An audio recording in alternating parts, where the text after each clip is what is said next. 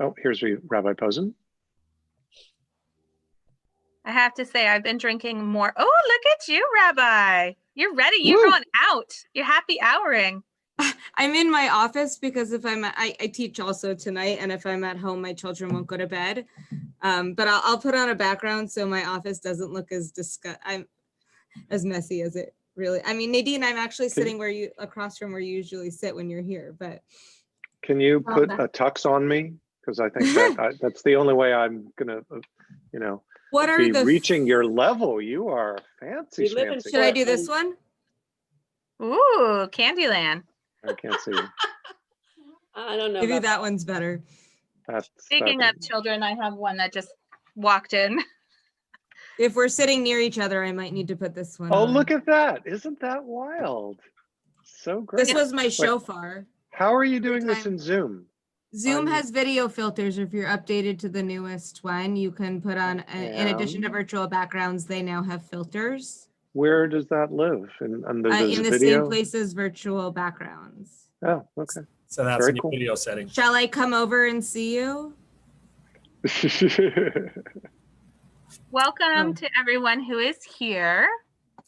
I think we've got folks coming in. Not that we should stop our conversation, but just wanted the rabbis to know that there are folks in now. Rabbis having fun with each other is not something the community should see. Scandalous. This is true. Yes, we should behave.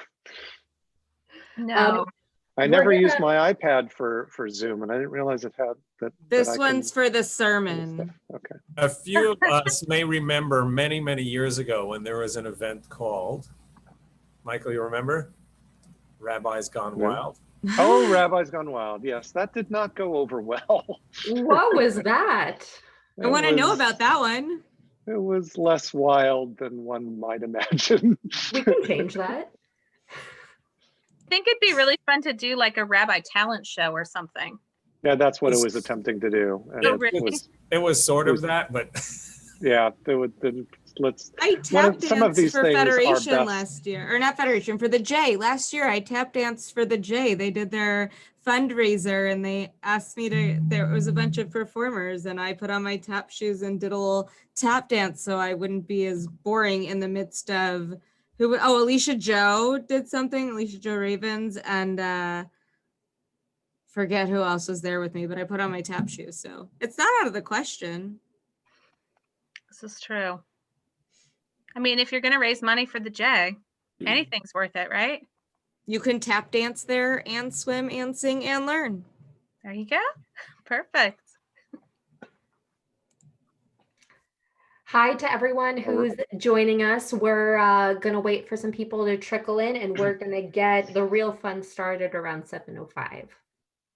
In the meantime, go ahead and grab a drink, whatever you like. I should do that. Especially if you're having. There you go. The best beer. Told me now.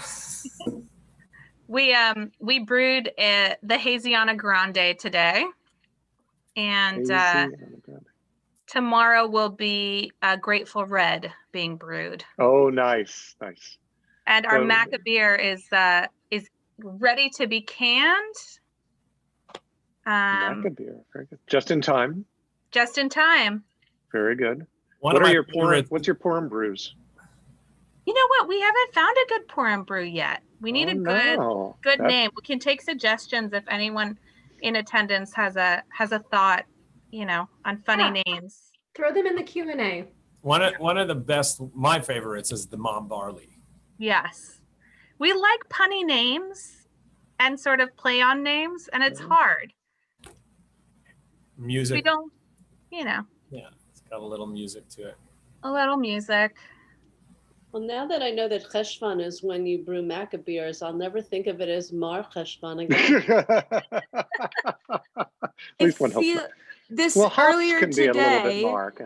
Earlier today, Shiri was talking about my 7-year-old really wanted to be RBG for Halloween, and she recently decided she's going back to Hermione because she needs to be RBG for Purim because RBG and Esther and Vashti all stood up for themselves as women and for other people. And she's 7, so okay.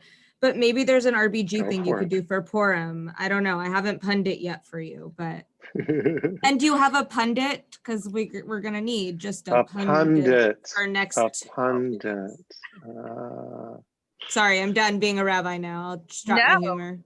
I actually thought we would do a Yiddish line, and my husband vetoed it. Oh. I can help you with Yiddish names if you like. Yeah. Well, I hope everyone is enjoying whatever beverage of their choice. I had to have some tea, which is not very fun, but very tired. So. But you can sip that. Yes, definitely. There is something to it. You have to have your pinky. This is my first time facilitating a webinar like this. I think, Nadine, you too? Yes. Don't tell the people. Well, it's okay. Then they'll be forgiving of our mistakes. Okay. And it's fine. As rabbis, it's the first time we're teaching too, so that's also good. It's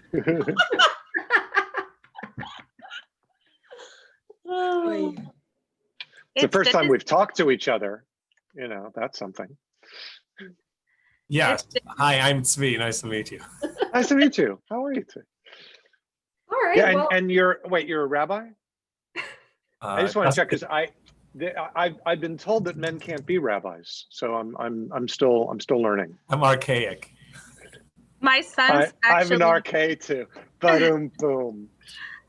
My sons didn't think that there was male rabbis for a really long time because they had only met female rabbis, and it blew their mind that they could possibly be rabbis. Yeah. So, you know, it happens. I have had that same experience. It's And funny. then they met me and decided forget it. It's funny because yesterday I was on a training with Keshet, and people were shocked that in the conservative movement, women have been ordained since 1983. Like, people thought it was much later that it happened, and it's like women have been ordained almost my entire life, and I didn't meet my first female rabbi till 2000. So like, that joke is funny now. Yeah. But it took a long time.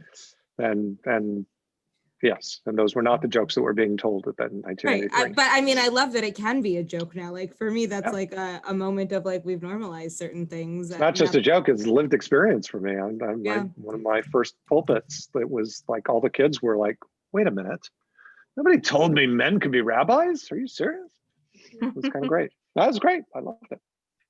Well, we have a good sized group of people here. So welcome everybody to another rendition of Sip and Tzedakah.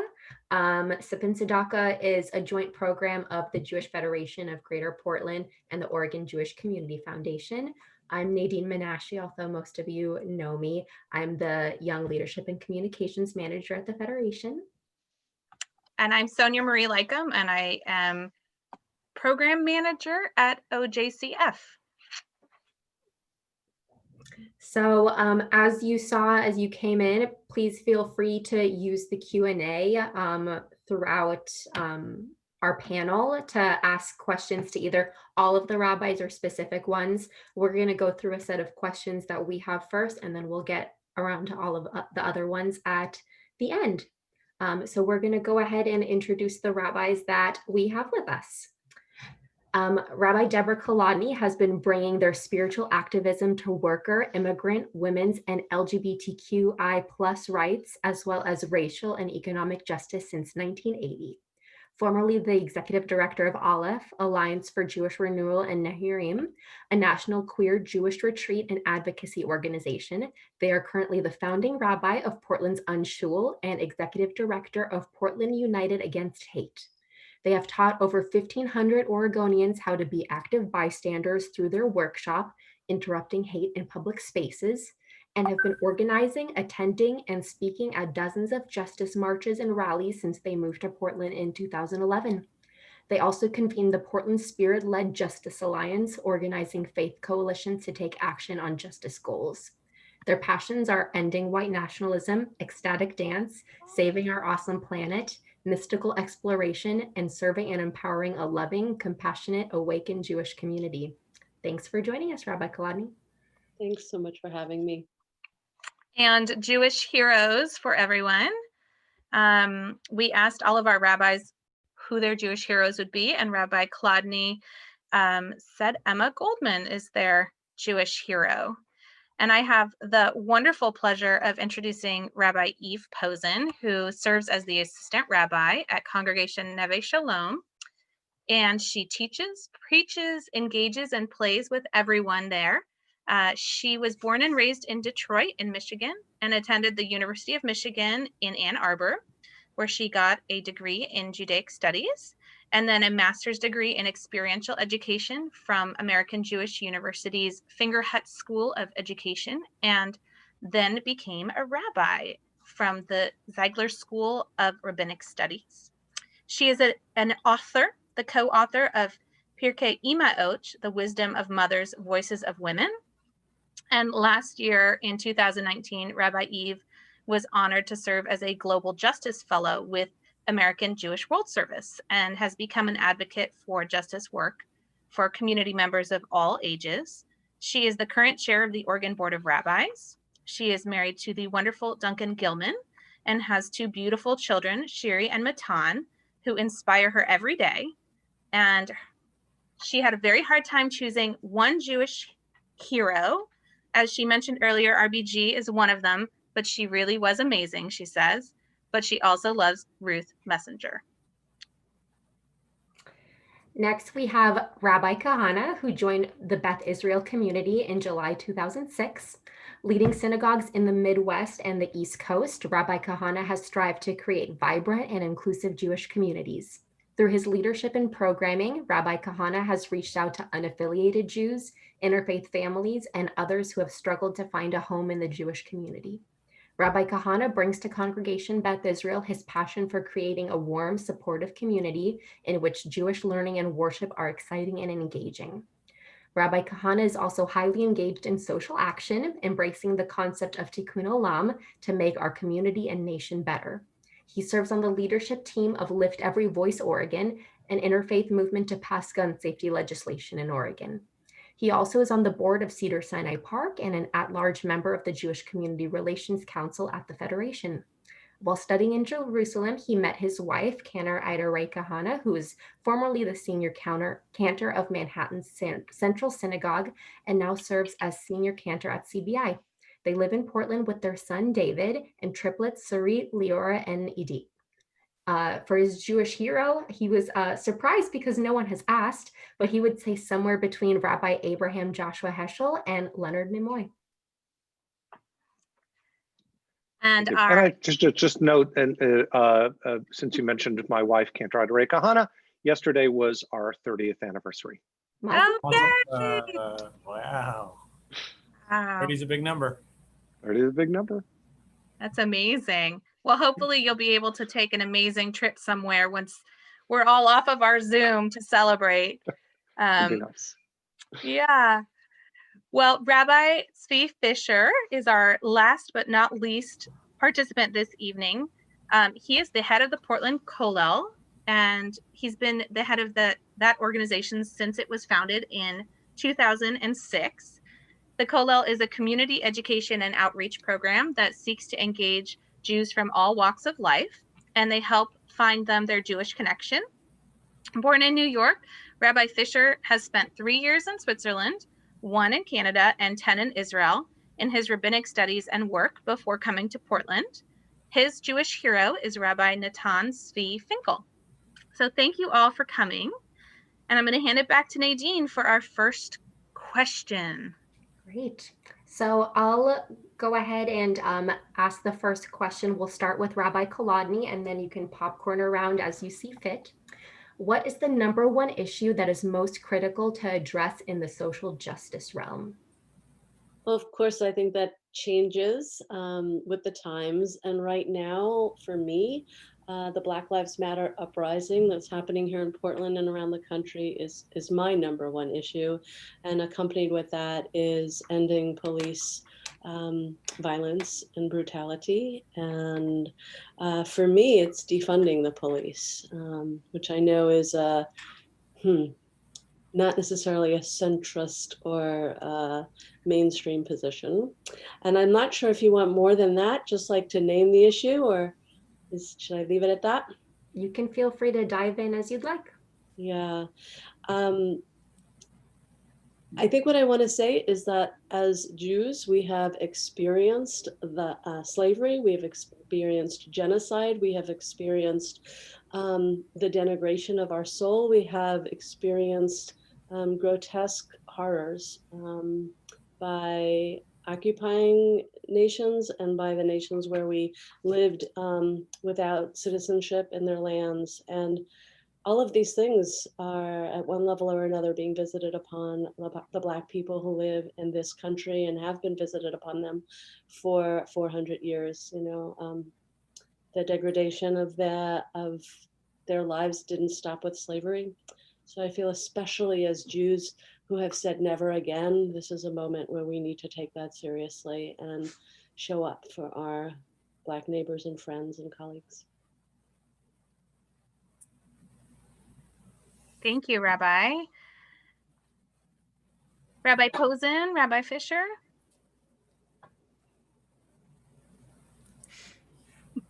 I think the last 6 months or so have brought so much poverty to people who felt stability beforehand.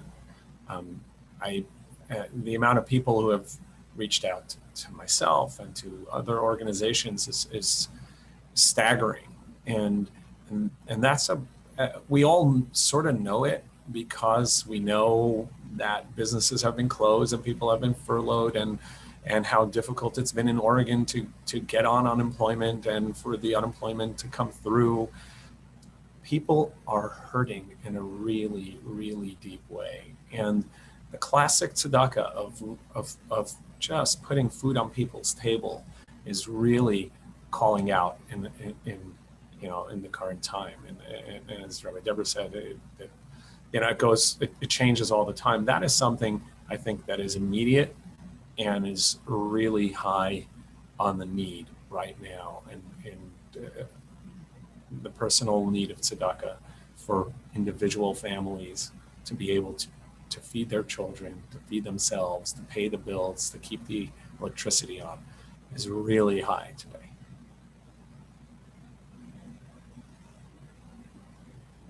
I think I want to say yes, and that it's hard for me. I think of I was reading this question and thinking about what my answer might be for it. And I was torn, because I think that there are different layers to where I think immediate needs are right now. Certainly, I feel like in our immediate American society and community that we live in, police brutality and Black Lives Matter and all of the injustices that we are seeing there is it is in my heart, and it breaks my heart every day. And I need to see myself living in a country that treats all of its citizens equally and respectfully. And I can't say it better than Rabbi Kolodny did. Clearly, she is the expert for me in where I sit. She is one of the people I go to when I have concerns there. So for nationally in the country that we live in, that's where I sit. Globally, I'm incredibly concerned globally with just corrupt government and immigration. Why, if we're talking about immigration, why do all these people want to leave their countries? And perhaps we should go look at what's happening in terms of gross injustice of human rights around the world. And we could go to Darfur, we could go to the global south, we could go to Guatemala, right? Wherever we're going there, and that's my global concern. But then I also think about within our own Jewish community, and Rabbi Fischer spoke beautifully about, yes, there are people who are struggling, and that's high up on my list. And then if we want to get into the nuance of Jewish community, I really feel like our organizations in our Jewish community have not really done a great job of growing with the times and tackling their own systemic racism, gender inequality, inequity in terms of the way they've been set up. So I told you I couldn't choose a hero and I can't choose a justice issue, but I think that it depends on which layer you're looking at for me.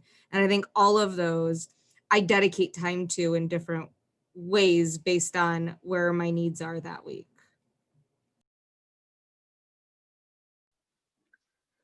Yeah, I'll just add, it is of course an impossible question because there's never one social justice issue, and not fair to say what's the top social justice issue because we're not about hierarchy in these things. We could add to these lists gun violence prevention. We could really explore immigration. We could explore women's rights, reproductive rights. Making lists is not the most interesting thing. It's important, like where we put our energy and our attention at any given moment. I'd love to rephrase the question to say, what's the most important social justice principle? Because I think that we could tie up all of these things and the things that impel me in social justice concerns is tied up to the Jewish notion of the Tzelem Elohim. We are all created in God's image. We have to protect the dignity of every human being. And when we say every human being, we mean every human being. It means that that access to medical care is not a privilege. It's a right. It is a human right. And food, ability to have food, homelessness we haven't discussed. All of the things that strip away human dignity. And there are many things that strip away human dignity. And it is, if we talk about the moral arc bending to justice, we really are talking about this responsibility of equalizing and enhancing the dignity of every human being and that sense of equality under God's eyes, and our responsibility as human beings to bring about that justice. Thank you. Really amazing. The need is so great. One of the things that we're wondering is, as leaders in the community, how do you involve your congregations in social justice, or what do you see your role is in facilitating social justice actions within the community? How do you begin to engage folks? Begin by never stopping. Is that fair? Yeah, well, I will say that the UnShul was founded as a community that would show up for justice issues in the streets and, in the legislature and wherever else, in the op-ed pages. So it's attracted people who are inclined towards engaging in social justice. So I don't have to do anything except say this is who we are, and then the folks who are attracted to that show up. So I'm proud that I have a community where I have a couple of medics who have been out in the streets for the last 6 months, and I have people who have health issues which have prevented them from being out in the streets, but they're doing other kind of justice work. And so I think maybe the way I facilitate it is that, first of all, I do a drash, but that's half of the time we spend on Torah. We then have a discussion. And so I guess I facilitate it by, for example, having conversations about, even though I am a police abolitionist, I'm really troubled by the chant ACAB, all cops are, and I'm filling up. I hope you know what that is. I'm really troubled by that. I won't say that. And I have a group of people, some of whom chant that, right?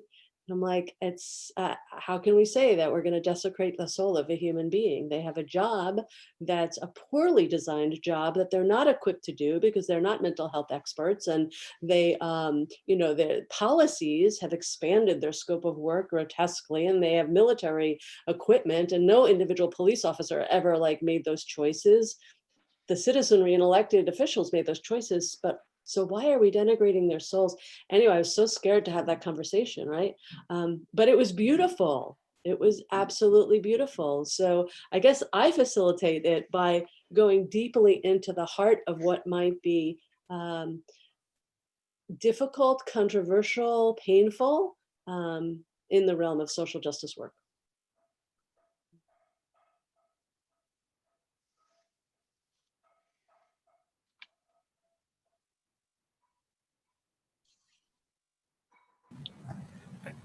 I think that the vast majority of people want to be there for the issues that are going on at the time.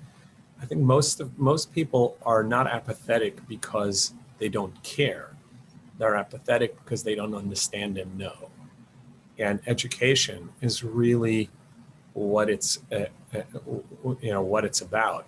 People, when they hear about an issue, whether it's current concentration camps in China for the Uyghurs, or human trafficking, or what I spoke about earlier, about that there are people in our community that are struggling to make a pot of pasta for dinner for their family because they simply can't even afford that, or they're afraid that they won't have electricity when the kids come home from school. That's real, but most people don't know. And what we can and what we try to do is facilitate that learning, whether it's learning in the depth of the Torah's message of caring for someone else and the responsibility we have for our community and for our people, and the recognition that every human is created by the Creator, B'Tselmo, in the image of the Creator. That's a very powerful thing, and we really can do that, in-depth learning, but also the awareness of what the issues are, and that form of education brings people to do and act.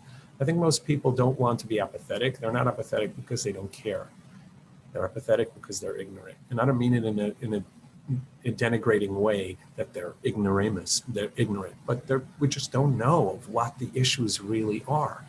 And bringing that to people is really powerful.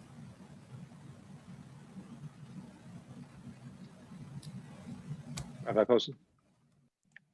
Oh, we're following an order now? We have to go in the same order? No, I just didn't want. No, go, please. It's hard.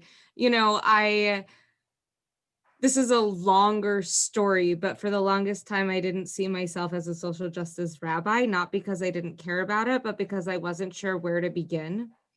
And it wasn't until Ruth Messenger sort of pushed me into believing I could do this, and another congregant showed me their passion and helped guide me and supported me in the work that she does, and opened my eyes to what could be done, that I felt like, okay, it doesn't matter that I wasn't born and bred on social justice. I believe in values and I can do the work that was there.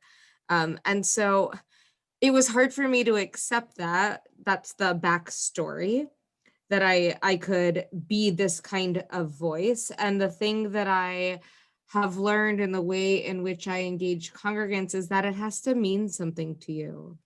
We're more willing to go out on the line and to stand up for something when it connects to who we are as a human, and when we can have a personal story. So for me, the switch that flipped it on was that trip with AGWS to Guatemala. It's not that I was it's not that I didn't care. It's not that I didn't know. But I'm the kind of person who needs to hear a real life story. And then I'm like all over understanding the humanity behind it. I can't get it from the news. I have to see somebody's eyes. I have to see their heart. And then I'm so able. Like, it's why I was moved to work on gun violence after Sandy Hook, because I saw children and I was pregnant at the time.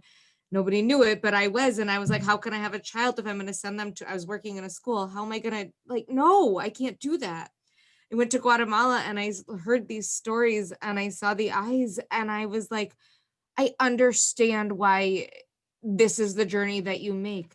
And so the way that I approach that is really in our congregation, I can't just put my platform forward.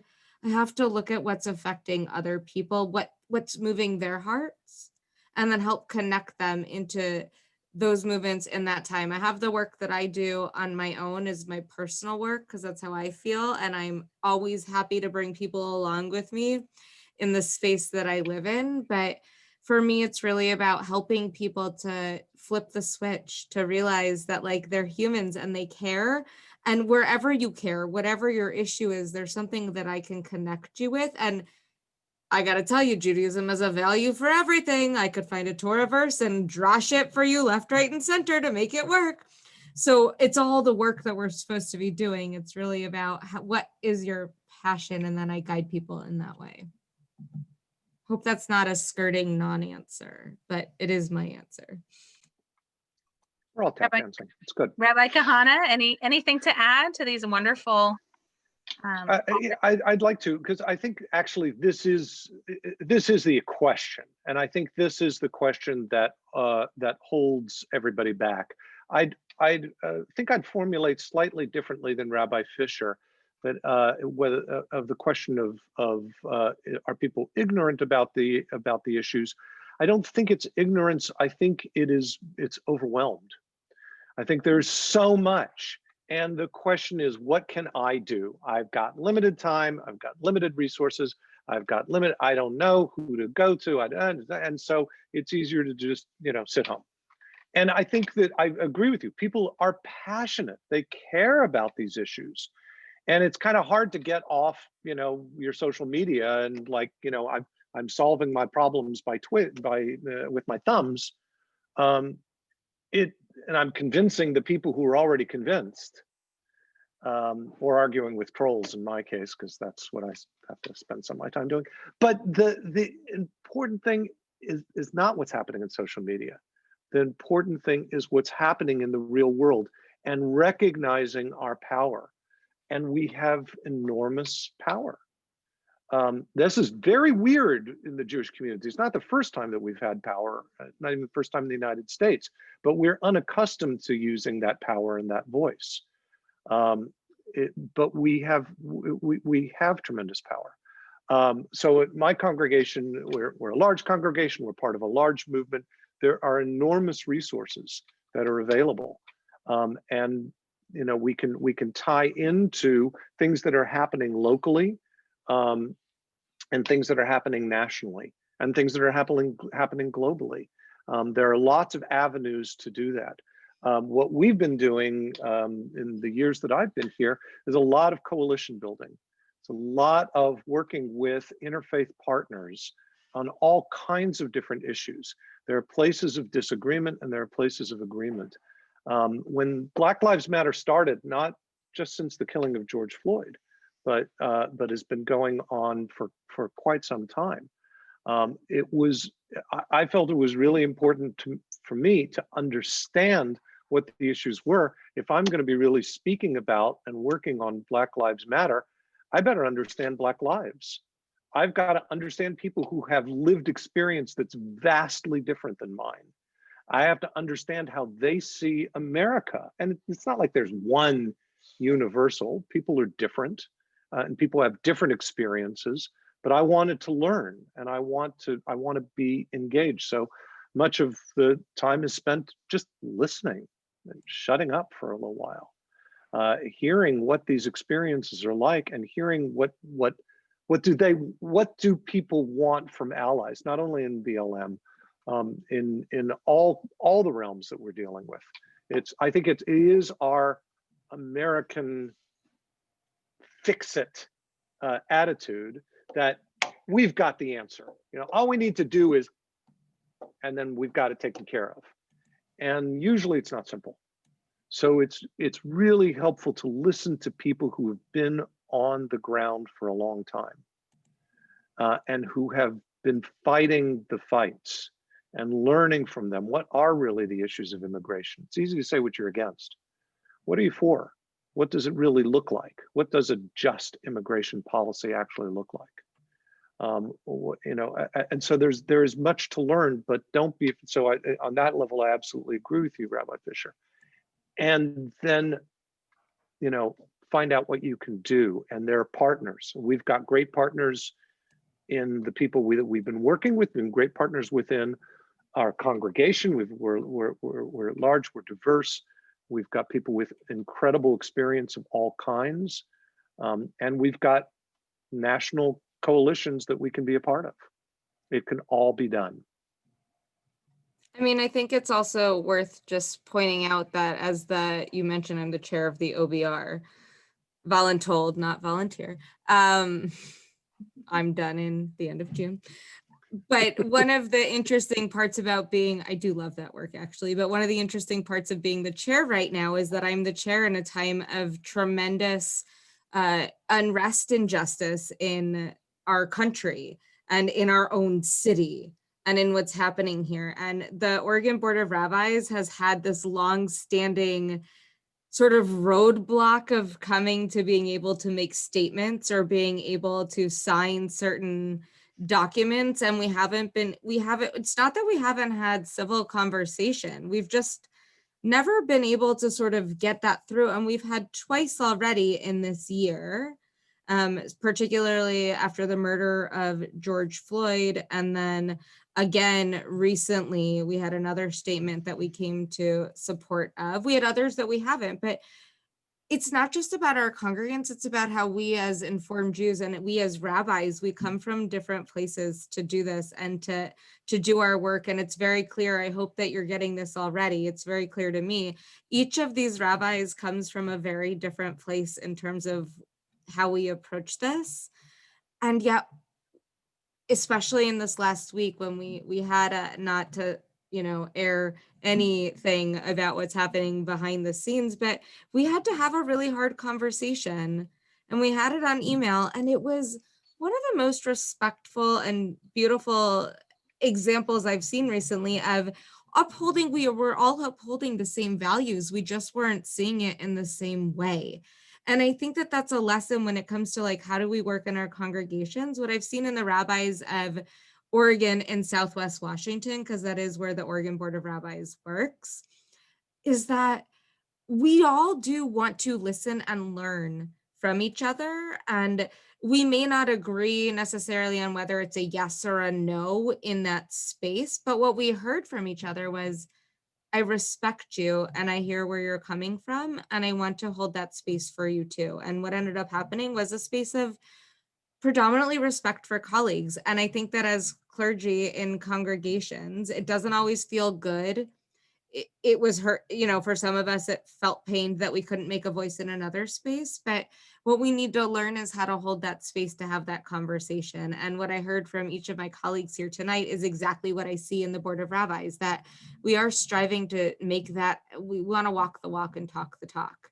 And in our world right now, if we're going to talk about social justice, that's really an important midah, an important value attribute to hold up, is the ability to listen to each other and hold that space with each other.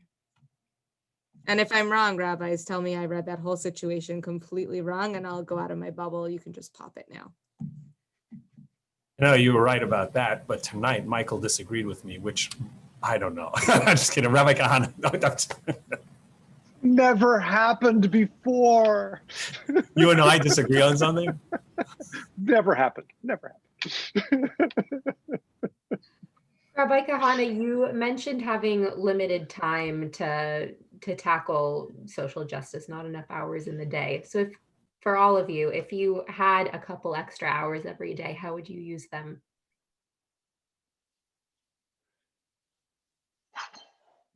I would sleep. If you could add more hours, then I could use the rest of the hours to actually do the work, and then I could still get 8 hours of sleep and feel great about it. Or maybe I'd walk, if you know me. I don't know, that's a toss-up. But whatever I do, it would be something for self-care, because there's not enough hours for that, because I spend the rest of my time not doing that.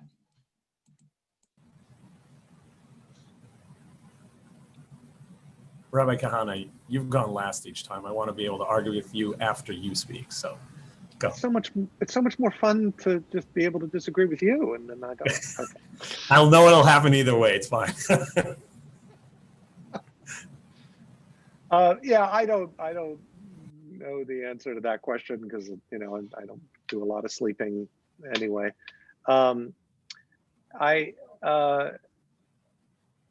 I think that it's interesting. I'm not usually one who thinks a lot about self-care during this pandemic. It has been on my mind a lot, and I think time spent with family. How does one renew oneself in the midst of all of this is really important. And I don't know, there's never enough time for study.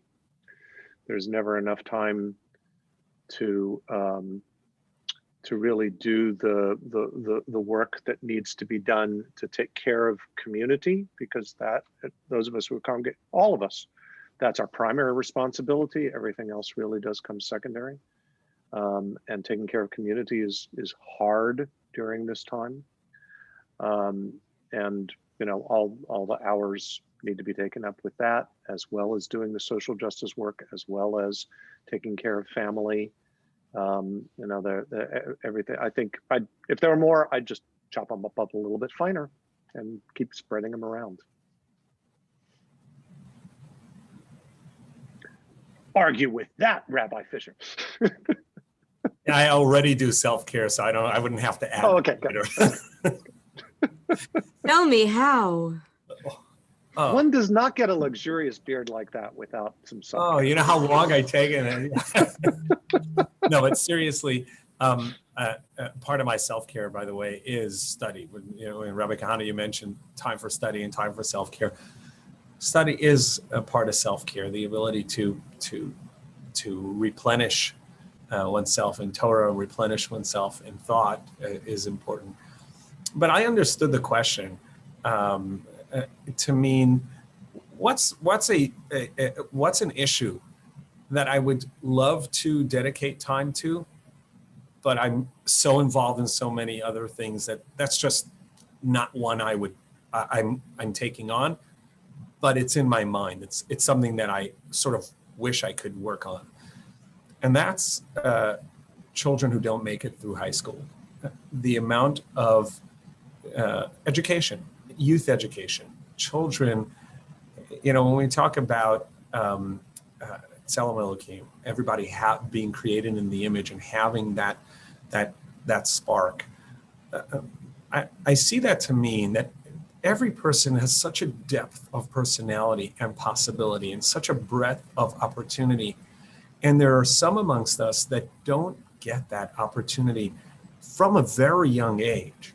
We look at adults and we sort of size up adults and like, this is who they are. And we hardly see potential and future. And this is who they are. But with children, we still have that perspective. We look at them and we're like, oh, so much potential. But there are a large number of children amongst us that we don't see potential. Not that we don't see potential, but we don't see potential. They don't have that. I'm not even talking about, school to the pipeline from school to prisons. I'm talking about just making it through school so that they can have an education, so that they have the knowledge and the ability to enter the world and feeling like they can face it. That's something that, if I had to take another one on, it would be that. It's something that I speak a lot about because it means a lot to me, but I do little about because of the hours of the day. That's one that I don't do enough about that I really wish I had the time for. Well, I'm going to jump in to raucously agree with you and put a fine point on it that comes out of my secular day job with Portland United Against Hate. I am so passionate about finding upstream solutions to preventing hate. And one of the passions I have that I have neither the time nor the placement in the ecosystem of policymaking and programmatic delivery to implement. But I have this passion for, some of you may know of ACEs, which is the early childhood analysis of the impact of trauma on children and how it decreases potential and impedes possibility. I'd love to add some components to that analysis that therapists and social workers and teachers use. I'd like to add some components that address the degree to which a child has been traumatized by hate, because we aren't born haters, we're taught to hate. And I would love then to there to be a therapeutic clinical response to that and a healing of that.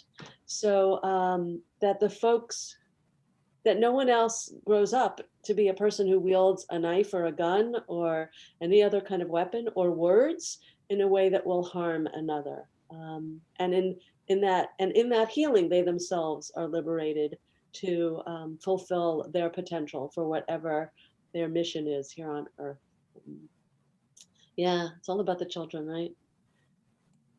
I mean, I feel like I gave the answer about self-care and myself, and now I'm feeling like a little bit of a crappy human. But it's clear that the three of you are way better at self-care than I am. So I'm still going to hold to my answer. But yes, I echo everything you're saying too. Let's do that too.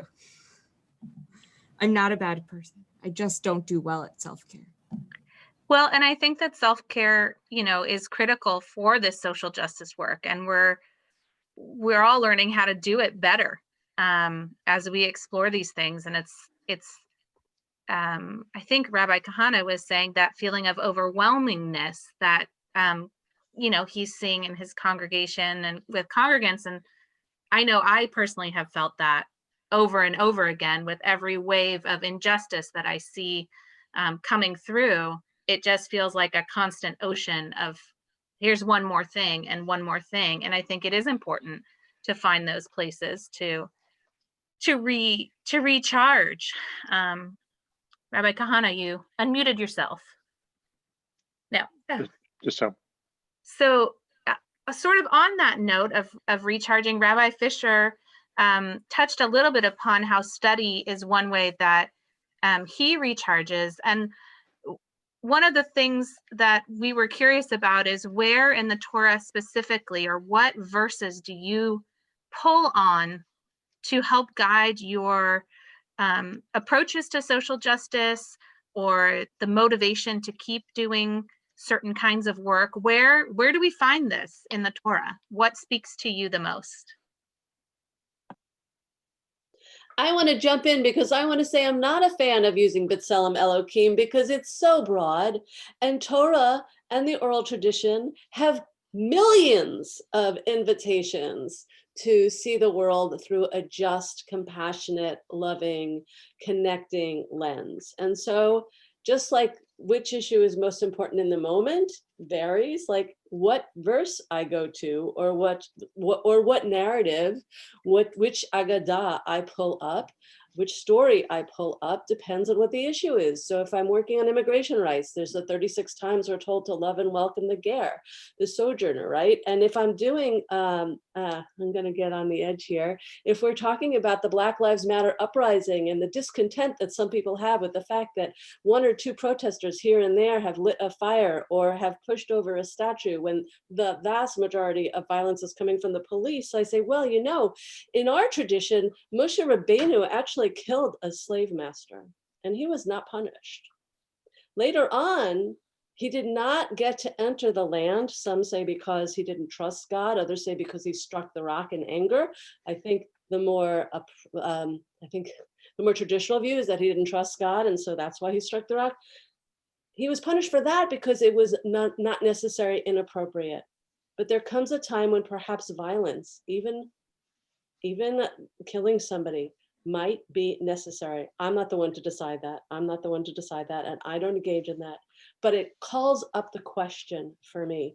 And so it depends on what we're looking at. If we're looking at labor rights, then I prefer to go to Talmudic discourse because there's treatises on how you treat your workers. If it's about economic justice, well, you could look at the sabbatical year and the Jubilee, and you could also go to Bava Metzia and look at all kinds of rules about how you engage in commerce and how to not cheat someone and how to not show someone something that you're not going to actually sell to them.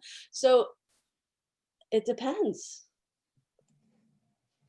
I mean, just to keep us in our pattern here, I think you're right. It does depend. And there are so many. So one of the ways in which I address what's happening in the world for our congregation is I give a drasha every week with that I'm on the bima, or I write one and I use the Torah text to address whatever is happening in our world at that time. And so yes, there are every part of the Torah, every part of our text can address the issues. And like, if I don't know which one to go to, I know who knows which verses to go to.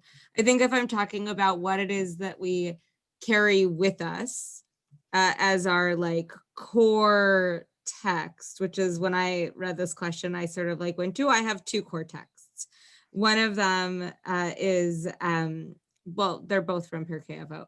One of, obviously I wrote the book. Okay, Pirkei Avot's my favorite. I didn't write Pirkei Avot, but I did reflect on it in a book. I wrote Pirkei Imahot with Lois. She really wrote it. I just came along on the journey.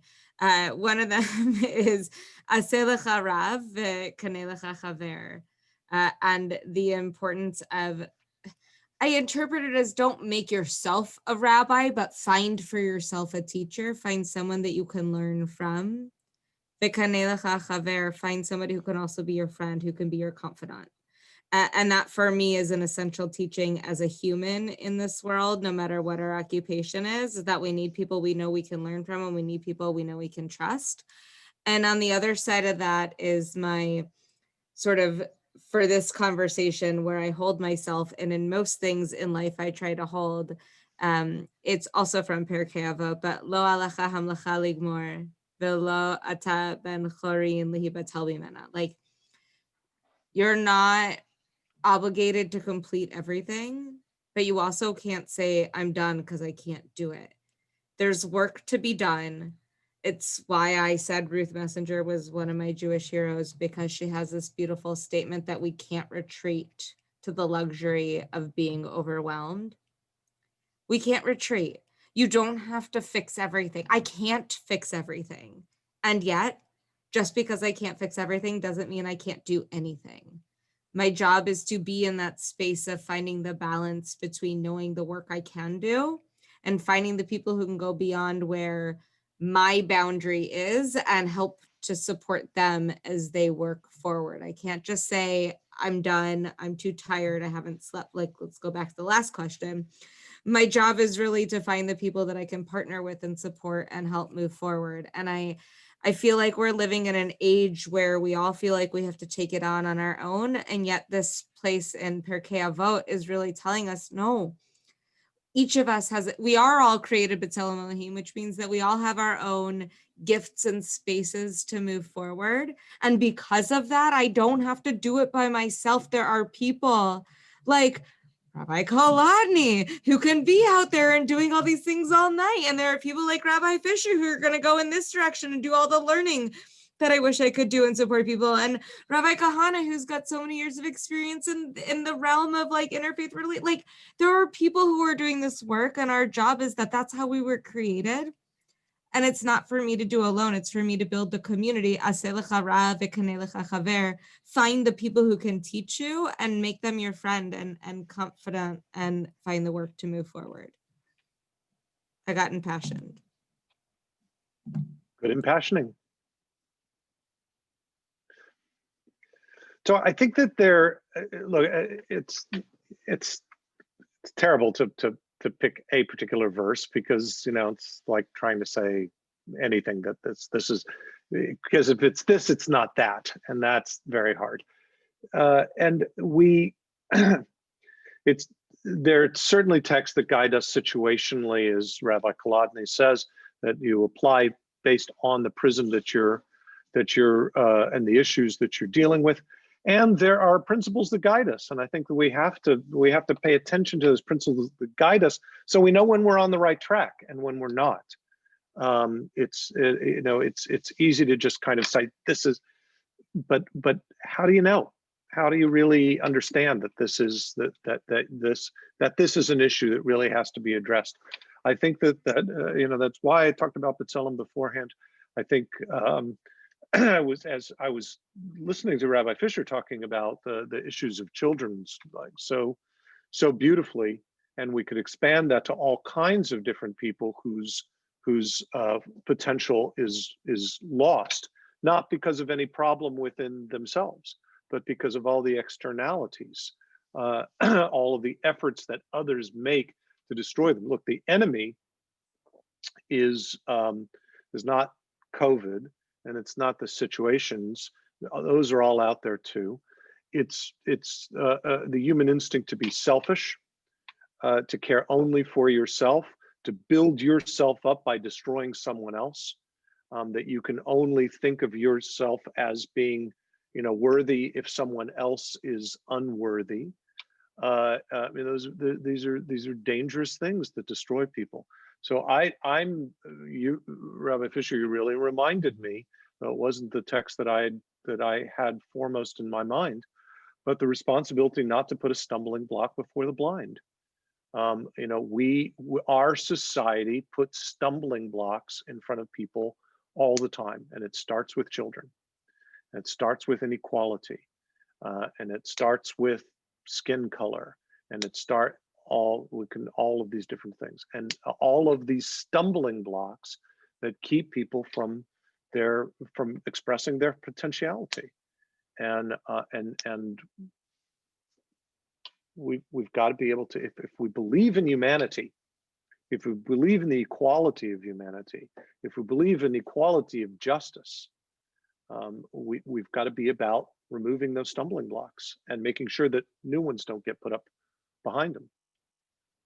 So that there's a lot of work to do in that effort, that I think that motivates us to pay attention, to even see that there's some of them. I think this is part of the problem. Most of the times if it doesn't affect us, we don't even see them. I don't even pay attention. That's what DEI is all about. Like, pay attention, recognize, put yourself in another person's place and look at the problems that they face, and look at the stumbling blocks that have been placed before them, and then do your work to remove them. Thank you all so much. We have a couple of questions that have come in. Oh, we've got a couple of questions that have come in from the audience. So these are unprepared, and hopefully whoever wants to answer, don't feel like everyone needs to, but the first... I've got my staff giving me the answers. Oh, good. Very good. Someone, I guess, it's not a question, but it's more a statement about surprised that no one brought up climate change as something that they're concerned about, and maybe just some thoughts about that, and why, how, what are your thoughts on that?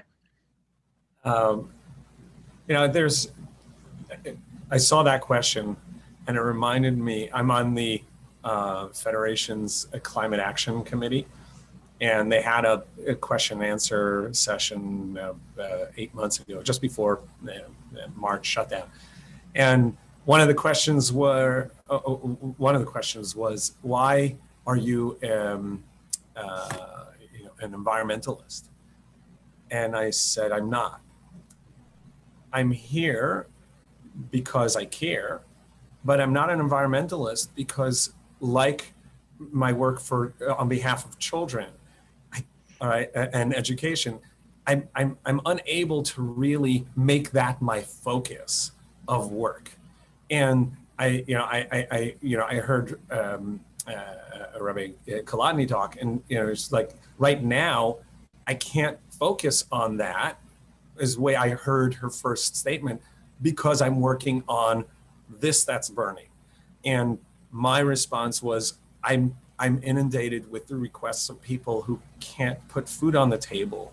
So it's not that we don't care about those issues. Obviously, those are very important issues, all issues, right? We have so many issues that are important.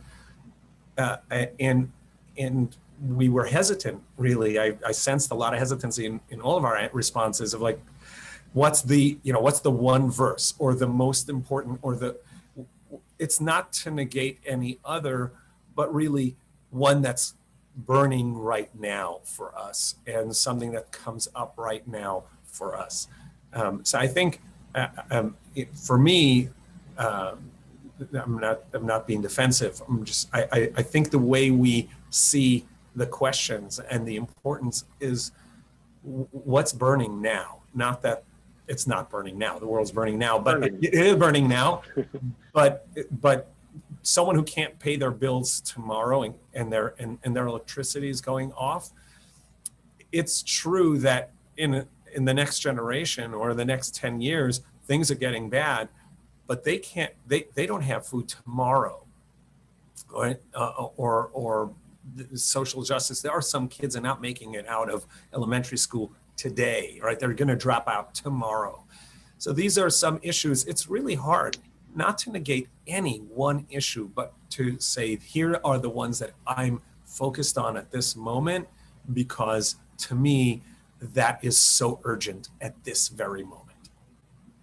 I just want to say to the person who asked that question, you're right. It is the primordial issue. If this earth goes up in flames, there are no people to protect. You know, we don't exist. There are no children. There are no Black people. There are no immigrants. So you're right. And the forced choice question is difficult. Maybe it would have been a better format to say, speak to these three issues, you know, and have the environment be one of them, right? And if you want a principle, I'm willing to put a stake in the ground, being Shomrei Adama is right up there. It may be, you know, it might be the prime directive, right? So I don't know, to whoever asked that question, thank you. That's really what I want to say. Thank you. And yeah, and I'm not going to get into electoral politics, but where somebody stands on the climate catastrophe we're living through has to be a fundamental concern. And I'll leave it at that. I mean, I think that you both spoke to what I was thinking, and also we just finished Shabbat Bereshit. So we're now into Noach. Both of these two parshiot together could not be more real in the world that we're living in right now. Like, the floods are happening, the separation of waters, the fire, like all of that is real, and we address it and we try to understand it it is where it is. I know that, like, at Neveh Shalom, when we built our addition before I was here, we're LEED certified. So our building is built on environmental protection. Like, we're trying to use the least amount of water. I got to tell you, we got work to do in terms of toilets and water. We don't have hot water all around the building because it wasn't feasible to put that in if we wanted the certification. And because we didn't speak about it doesn't mean we don't care about it. It's often more like, as our buildings and our usage and what we do, we're working on like turning off electricity when we're not using it, or looking into the grants for the solar panels, or building new buildings that are more energy efficient. I mean, I wish that there were bigger grants for like other things that we do in our homes that could, like, if they'd pay for my washing machine, I would reuse towels instead of using paper towel when I host people, right? There's all those, the government won't approve any of those things for the clergy leads. And like, just because we didn't talk about it, like everyone was saying, like, we're still doing it. Our buildings are being built now as we build Jewish institutions. That is at the focus of what we're doing, not just because it saves dollars, but because it does save the world, and that is what we're doing. It's just a matter of trying to like manage where we are today.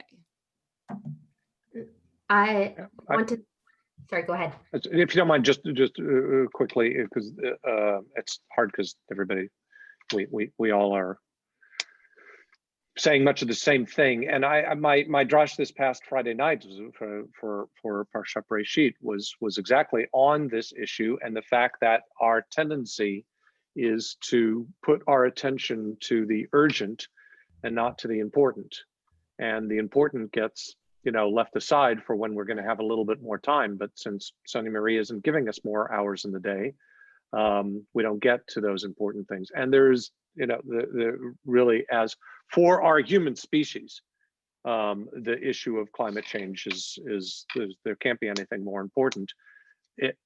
Not for the earth. The earth will continue. It's going to do just fine without us. But human beings, we need a habitable environment. We need a place that we can live. We need a place for the future. We need a place for our children and the generations to come. We need to be a species that understands how to live with some sense of harmony into our environment, and that's not the way our societies are developed.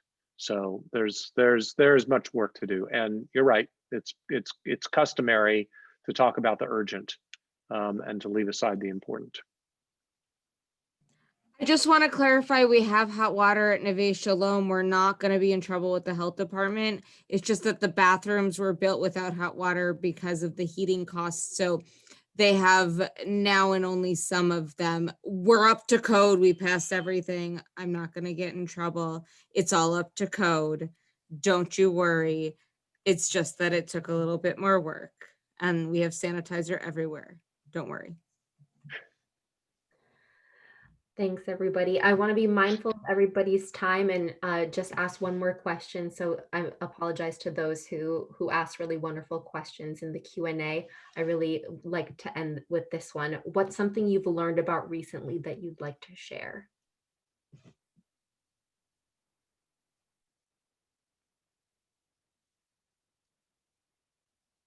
Are you specifying in the social justice realm? The person who asked the question didn't specify. I'll go for it. There's a beautiful endeavor in the San Francisco, Berkeley Bay area called Jews organizing, I don't know what the second, for on Ohlone land. So it's a Jewish enterprise to support the indigenous people in that land in their work to get reparations and to have sovereignty over some of that land. And the way it's designed, it's perfect in my view. We are not leading, the Jews are not leading, the Jews are following, the Jews are saying this is a concern we should take on, and asking the indigenous peoples, what is it that you need from us? And we are listening and we are activating ourselves. So we're getting Jews to pay the land tax that exists there. We're getting Jews to support specific campaigns that the indigenous people are pursuing, the Ohlone people are pursuing. And everything about it made my heart crack open, and goes back to the humility. Find a chaver. Like, I don't have to lead everything. I don't have to know everything. I could just say yes to requests for allyship and accomplishment, whatever. Being an accomplice, and I can trust. And of course, there's many ways in my life that I do that, but this was a whole campaign designed around that, designed around Jews just saying, yes, we're here for you. Exactly the ways you want. And there's embedded in this campaign, there are shared spiritual prayer experiences, there's shared breaking of bread, there's just everything about it was beautiful. So so I learned a way that Jews can be doing holy work that opened my heart, that didn't feel so scary. So much of what is happening here in Portland feels so scary.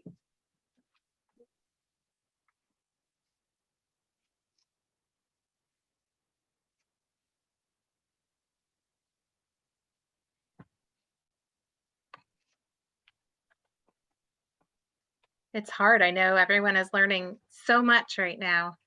Did anyone else want to respond or chime in? I know we're running out of time, so we don't want to hold anyone back. I'm happy to go ahead, break the cycle. Go ahead. I've been learning that we can break the cycle. Mm-hmm. I've been reading Stamped from the Beginning, the history of racism in the United States, and really getting into the in-depth the in-depth study of systemic racism, and it is something I've read on this subject, but I've just been finding that to be fascinating. It's easy to hear that concept of systemic racism. It's easy to understand the civil rights era, voting rights, all of those kinds of things. But I think when you really go into the depth of how much the story of America is the story of racism, it's powerful. It's powerful and humbling.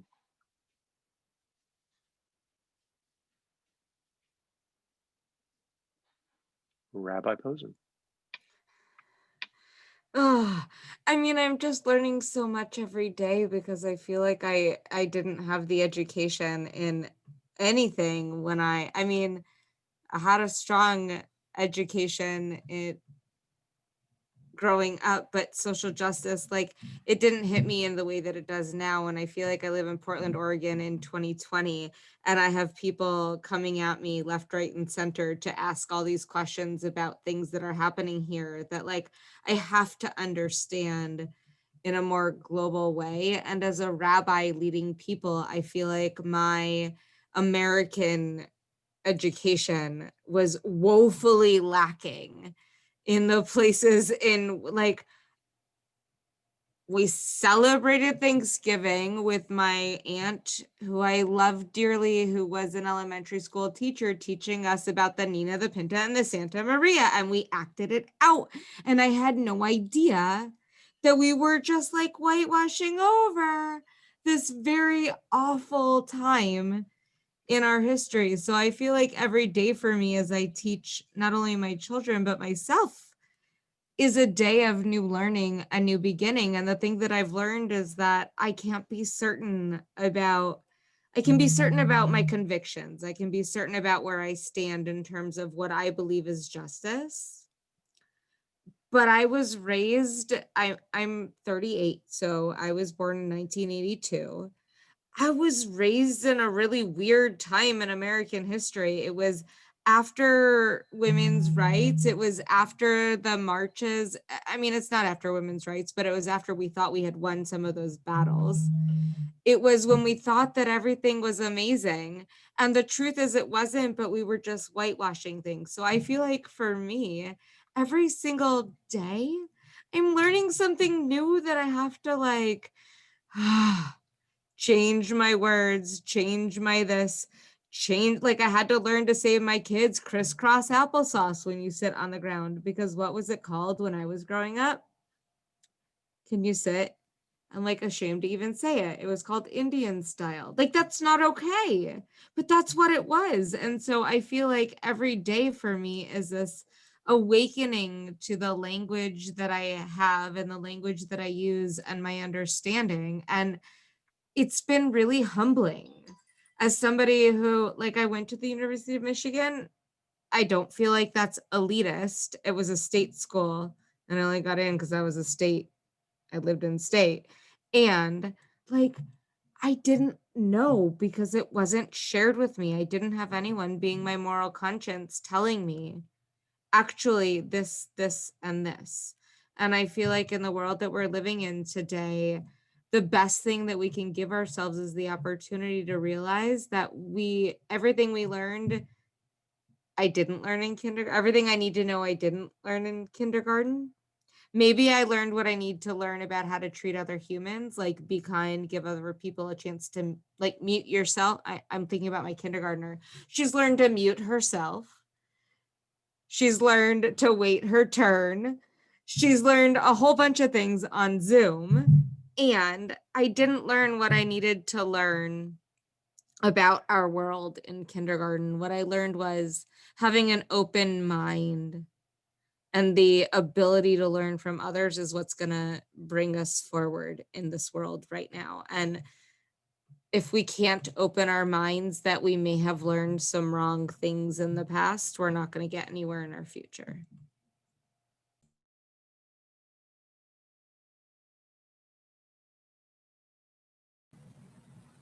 I learned something recently, not so recently, but recently from Sonia Marie, that there's a support for Black farmers by purchasing or getting their food from them and giving it to families in need, of color, that need it.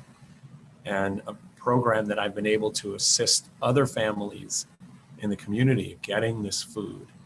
And so that's something that I thought of now that's new to me and is both helps people who are working the land and trying to sustain themselves, and those that are in great need, which was what I opened with as, there's such a great need for people. So that's a fabulous program. Again, I wish I had more time in the day to really be involved with that and volunteer more. And Sonia Marie introduced me, and I know that she has some connection to that. And there are many.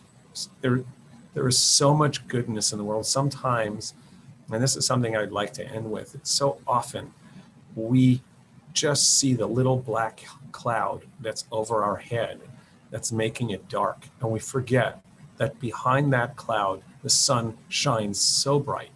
And around us, there's so much goodness. The darkness gets the headlines, but there are so many good people, and there's so many bright lights in the world, in our community. People who, on 1-to-1, 1-to-20, 20-to-50, there are organizations. There's so much good, right? There's so much tov, so much goodness going on in the world. We have to really bask in that and elevate ourselves to that, and that will expand, and that will bring more brightness and more good. And when we're gloomy and we're down and we're locked in, it doesn't allow for that. So the good things we've learned, there are so many, right? And we've talked about some of them here, and we've talked about some of the troubles here, but it's such a beautiful way to end, to talk about that there's so much goodness, so much tov, that there are so many good people that really want to do good and work at it and are ready to do whatever is needed to bring a smile, to help someone out, to bring justice to a person, to bring them to the next level. There's so much tov. Let's celebrate that. Beautiful. Thank you all so much for taking time away from your families, taking time to share with us. I feel so lucky to have you in our community. You are amazing. And I often say I am really lucky because I feel comfortable going to any one of you to talk about anything, even though none of you are officially my rabbi. And that says a lot about our community, that we have a range of denominations, of beliefs, yet, as Rabbi Posen said, the ability to hold space for respectful conversation despite not always agreeing about some of the minutia. Very much appreciate all of that. And we look forward to hopefully having more conversations with other rabbis in the community and you again. And we're sorry we didn't get to everyone's questions, but know that I'm sure all of these rabbis would be happy to speak with you if you reach out to them. And we will send a follow-up email with each of their contact information. And on behalf of Nadine and myself, we want to thank you for coming to our Sip and Tzedakah and let you know two things. One is we will be having a Hanukkah Sip and Tzedakah edition, and that is on Tuesday, December 15th. So please mark your calendars for that. To be determined what creative and wonderful way we will be able to join together over Zoom, but we will make it happen. And lastly, those of you that attended this evening have all been entered into a raffle to win a gift certificate from Garbanzo's, our wonderful kosher food cart that is at the MJCC. So we will be sending a follow-up email with announcing our winner. And I will be in touch with the winner to put that gift certificate in the mail for you.